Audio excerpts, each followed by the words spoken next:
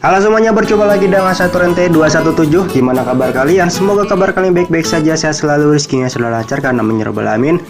Seperti biasa Mas Bro dan teman-teman, di video kali ini saya mau berbagi lagi ataupun sharing mengenai seputaran otomotif ataupun tips otomotif, yaitu yang sering kita alami ataupun sering kita jumpai di motor Vixen. Salah satunya yaitu persneling ataupun giginya itu susah netral ataupun keras. Nah, itu ada beberapa faktor ataupun penyebab ya yang bisa mengakibatkan perpindahan persneling itu keras. Nah, di sini di video kali ini saya mau memberikan sedikit tipsnya nih bro, supaya bisa kembali lagi seperti normal ataupun ya nggak alot-alot banget lah bro. Nah, jadi beberapa tips ini bisa teman-teman gunakan ataupun lakukan di rumah asalkan kita berani untuk membongkar dan menganalisa sendiri. Nah, ini juga terbiasa bro. Oke, kita langsung aja tanpa bacot-bacot. Kita langsung ke tips yang pertama, yaitu ataupun ke perbaikan pemeriksaan yang pertama. 2 hours later. Yang pertama itu tipsnya ataupun hal yang sering saya lakukan jika persnelingnya itu keras ataupun susah ya pada saat netral. Yang pertama itu kita periksa di bagian kabelnya dulu teman-teman. Nah, kabelnya ini kalau misalkan umur motornya itu udah lama ya, pemakaiannya itu sering-sering banget ya, sering pakai touring ataupun motornya udah tua, otomatis bagian kabelnya kalau misalkan teman-teman motornya belum pernah ganti kabel ataupun kabelnya belum putus, otomatis pasti kabelnya ataupun serat yang ada di dalam kabelnya itu kotor ya, banyak debu ataupun kering bisa aja. Nah, teman-teman periksa bagian serat ataupun kawatnya, takutnya itu mau putus ataupun kering. Kalau misalkan teman-teman lebih enaknya lagi, teman-teman coba bersihkan bagian dalam karbunya, bukan karbu bro, tapi ke dalaman kabelnya kita bersihkan dulu.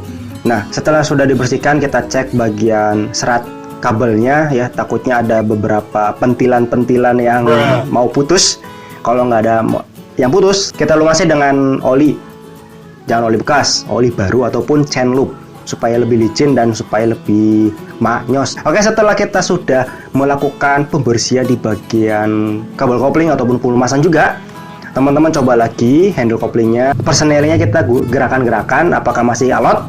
Kalau misalkan masih alot, yuk kita cek lagi beberapa komponen ataupun bagian kopling lainnya. Kalau misalkan udah selesai dengan cara membersihkan kabel kopling, yo wis, berarti masalahnya beres. Oke. Nah, cara yang kedua ini biasa sering saya lakukan juga kalau misalkan kita membersihkan kabel kopling itu masih nggak berpengaruh banget ya, kita beralih ke tuas ataupun penyetelan jarak main kopling. Nah, teman-teman kalau misalkan penyetelan yang di bawah belum pol, ya jangan disetel di bagian atas, kita polkan dulu di bagian bawah. Kalau misalkan di bagian bawah masih kurang enak, baru ke atas ataupun ke penyetelan bagian handle koplingnya. Nah, di sini saya biasanya nyetelnya di bagian bawahnya dulu.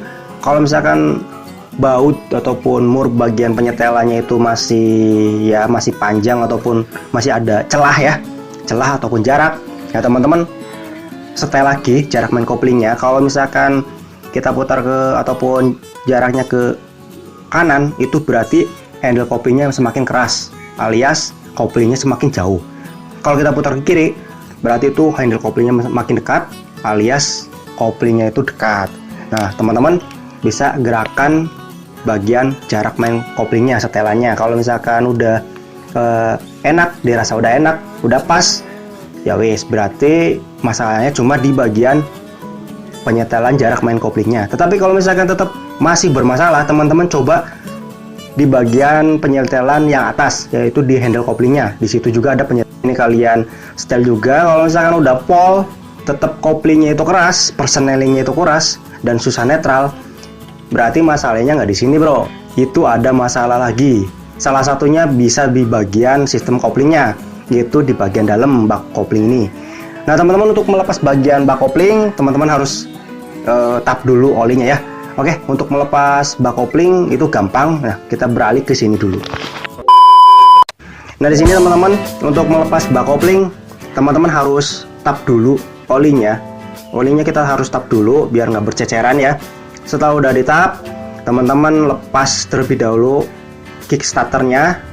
Ini lepas, terus baut yang ada di bawah kickstarter nih, baut 12 ini juga kita lepas. Kalau nggak kita lepas pada saat melepas bak kopling itu nanti magol, mentok bro. Nah setelah sudah lepas semua, baru deh kita lepas bagian baut bak koplingnya menggunakan kunci T8. Oke, untuk melepas bagian ini mungkin kita percepat aja karena ini mudah banget bro untuk melepasnya. Yuk kita caw.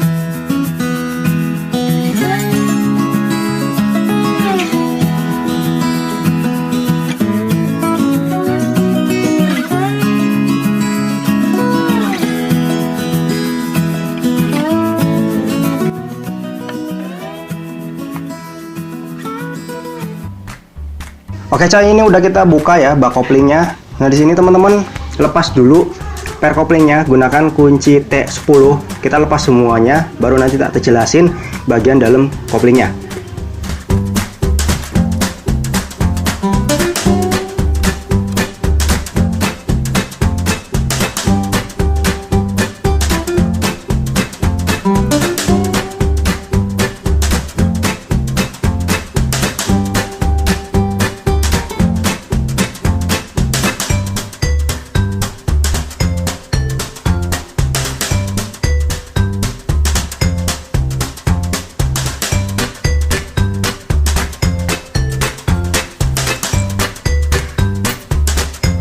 Nah di sini kita bisa lihat ya, untuk komponen dalamnya itu ada plat kopling sama kampas kopling dan juga per kopling yang kita lepas tadi.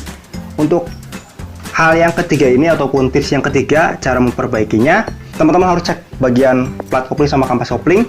Pertama-tama kita lihat dulu kampas koplingnya ya. Kalau misalnya kampas koplingnya udah aus, gosong, teman-teman otomatis harus ganti. Kalau nggak ganti yo motormu nggak ada tenaganya dan juga susah netral. Terus perpindahan antara giginya itu nggak enak bro, alias keras.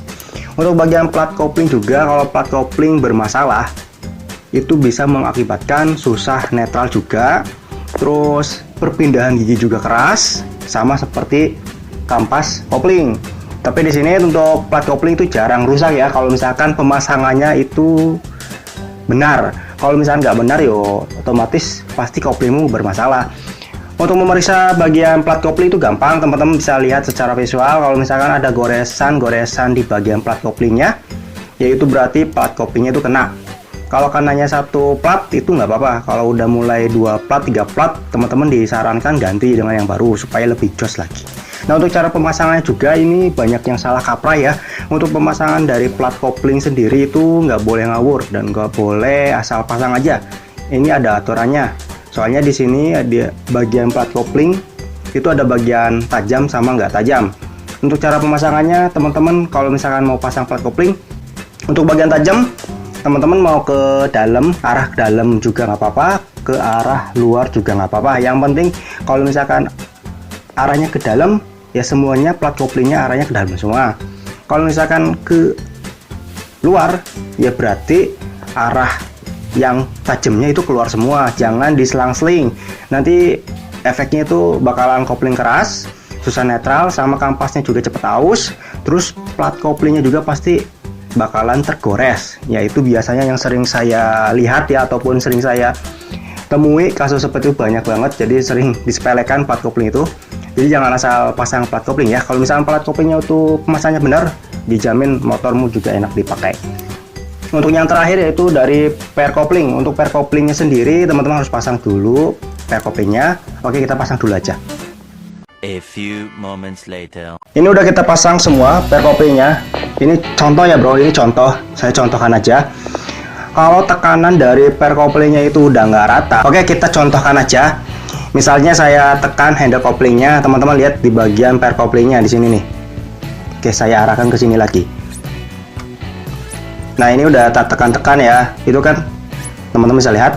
Kalau misal tekanannya itu udah nggak rata ya, udah jelek ataupun intinya nggak rata lah, teman-teman disarankan ganti aja pair couplingnya. Murah kok, yang ori itu 60.000 4 wattnya. Ganti semuanya aja, jangan satu-satu, supaya tekanannya itu merata. Kalau misalkan mau yang racing ya pakai yang BRT ataupun Daytona yang kualitasnya emang terjamin, yang di atas 100 ribuan lah itu bro. Kalau di bawah 100 ribu couplingnya terlalu panas, itu bakalan nggak enak couplingnya, ataupun pakai macet itu nggak enak. Itu pengalaman saya bro. Oke, jadi seperti itu aja video kali ini, semoga aja bisa bermanfaat. Dan kalau misalkan teman-teman masih bingung mau bertanya seputaran video ini, komen aja di bawah video ini, dan juga jangan lupa like terus subscribe supaya saya lebih semangat lagi buat videonya. Sampai jumpa di video saya selanjutnya. Terima kasih yang sudah mau nonton video ini. Jangan ugal-ugalan jalan, tetap hormati pengendara yang lain. Assalamualaikum.